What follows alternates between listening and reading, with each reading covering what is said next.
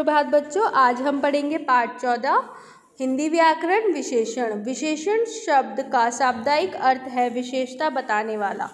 जो शब्द हर परिस्थिति में संज्ञा या सर्वनाम शब्दों के गुण, दोष, आकार, संज्ञा, मात्रा आदि का बोध कराए वह विशेषण कहलाते हैं।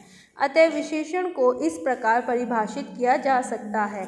संज्ञा या सर्वनाम के रूप, गुण, संख्या एवं मात्रा की विशेषता बताने वाले शब्द विशेषण कहलाते हैं। विशेष्य जिन संज्ञा या सर्वनाम शब्दों की विशेषता बताई जाती है वे विशेष्य कहलाते हैं। उदाहरण, मोक्ष इंद्र, मोक्ष ईमानदार है। ईमानदार विशेषण और विशेष्य मोक्ष। विशेषण के भेद, गुणवाचक 4 भेद होते हैं स्टूडेंट्स। गुणवाचक जो हमें गुण, दोष, आकार, स्थान, रंग, काल, दशा आदि के बारे में बताए, और कुछ अन्य गुणवाचक विशेषण हैं जैसे कि गुण, दोष, रंग, रूप, आकार, स्थिति।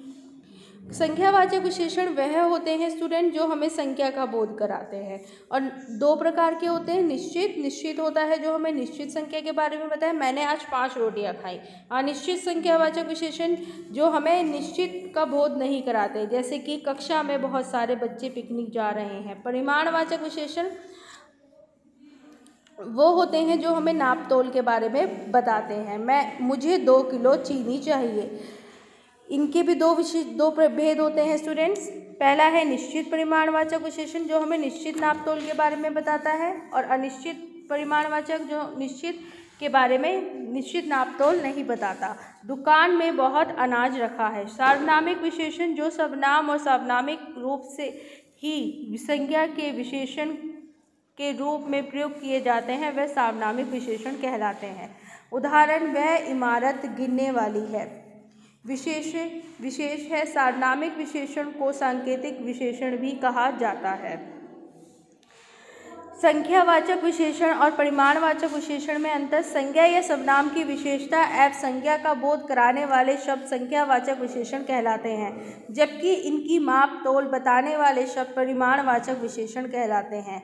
संख्यावाचक विशेषण में संज्ञा या सर्वनाम की गिनती की जाती है, परंतु परिमाणवाचक विशेषण में उनकी गिनती न करके केवल वजन या माप तोल किया जाता है।